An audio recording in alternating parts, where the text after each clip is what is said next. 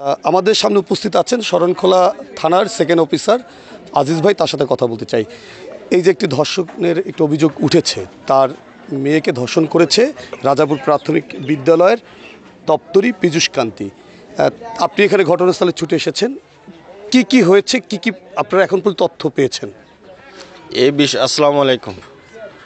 আসলে এই ঘটনাটা ঘটছে গতকালকে আমাদের দুজন অফিসার আসছিল, কিন্তু এই বিষয়ে যে মেয়ের গার্জিয়ান বা মেয়ের কর্তৃপক্ষ ওরা কেউ থানায় কোনো অভিযোগ দেয়নি। তাদেরকে বারবার ডাকা হচ্ছে যে আসলে কী ঘটনা ঘটছে, কি এই বিষয়টা তারা প্রকৃতপক্ষে থানা পুলিশকে কোনো খবরই দেয় নাই।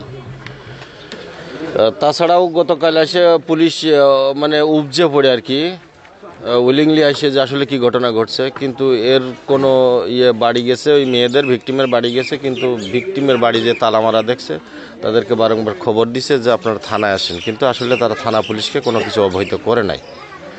তো এ বিষয়ে আমি আসছি যে আসলে কি ঘটছে এটাই জানার জন্য মূলত আসছি। আচ্ছা, আপনারা যেহেতু কালকে নিজেরাই এসেছেন, আপনারা মোটামুটি কোনো ধরনের ট্রেস করতে পেরেছেন কিনা বা কোনো ধরনের ক্লু বের করতে পেরেছেন কিনা আসলে ঘটনা সত্যি না আসলে চক্র? এটা তো ভিকটিম লাগবে। আসলে কি ঘটছে, যে সিলে কান নিয়ে গেছে, আমি তো সিলের পিছিয়ে দৌড়াবো না, আমার ভিকটিমের কাছে শুনতে হবে কি ঘটছে, কি হয়েছে, সেটা আমার জানিয়ে শুনে তারপর আমার আইনি ব্যবস্থা পৌঁছতে হবে। তা আসলে তো আমি ভিকটিমই হাতে পাইনি। অভিযোগ পেলে কি আপনারা ব্যবস্থা করবেন? অবশ্যই অভিযোগ পেলে আমরা ব্যবস্থা নেবো। আমরা আর ছুটে আসছি তো এর কারণেই, আমাদের আসার অর্থটাই হচ্ছে যে এর করার জন্য, আইনি ব্যবস্থা নেওয়ার জন্য।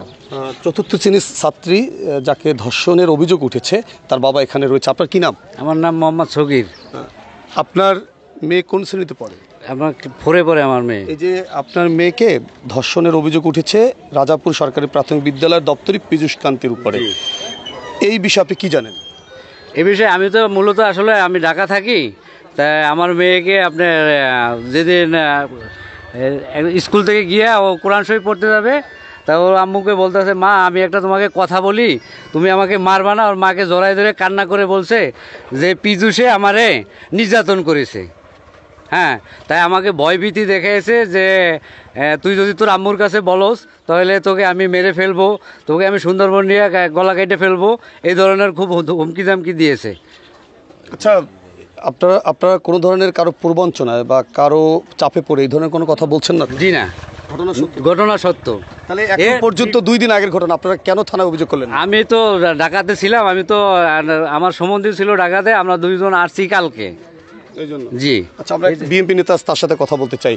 এই যে ঘটনা নিয়ে আপনারা বিক্ষোভ মিছিল করলেন, আলোচনা করলেন, আমাদের যিনি থানার সেকেন্ড অফিসার রয়েছেন তিনি উল্লেখ করেছেন যে আপনারা 2 দিনের মধ্যে থানায় অভিযোগ করেননি, কেন করলেন না, আজকে কেন মানববন্ধন করলেন? আসলে এই যে একটা বিষয় বলছেন, কোনো যদি সাজানো বা পরিকল্পনা যদি থাকে যায়, যেহেতু সংখ্যালঘু, এটা আমরা যদি কেউ এটা হ্যান্ডেলিং করতে যাই তখন বলবে যে কোনো একটা পূর্ব পরিকল্পনা থাকতে পারে, শত্রুতা থাকতে পারে।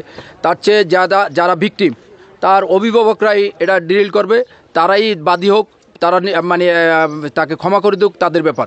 আমরা শুধু সামাজিক দায়, এর বিরুদ্ধে আগে অগণিত রিপোর্ট আছে, একটা না, জরিমানাও দেশে 2-3টা, এবং রিপোর্ট আছে। নালিশ এমন কোনো বছর নয় 2-4-5টা নালিশ অভিভাবক থেকে আরম্ভ করে না আসে, অবশ্য আসে। আর গার্জিয়ানরা কেউ সম্মানের বয়তে কেউ সামনাসামনি হইয়া সাক্ষী প্রমাণ নিয়ে নালিশ করতে যায় না। আপনারা কি এখন আইনগত প্রক্রিয়ার মধ্য দিয়ে যে উপজেলা প্রশাসনের নির্বাহী অফিসার, তারপরে প্রাথমিক শিক্ষা কর্মকর্তা, তাদেরকে অবগত করবেন কিনা বা ব্যবস্থা গ্রহণ না করলে কী করবে? সেক্ষেত্রে স্টাফরা করছে গ্রহণ, আইনে যা হয় এটা আইনগত ব্যবস্থা নেবে। প্রশাসন আছে, প্রশাসনের মাধ্যমে তদন্ত হবে, শিক্ষা অফিসার আছে, তারাও তদন্ত করবে। এলাকার গার্জিয়ানরা, অভিভাবক আছে, সামাজিক লোকজন আছে।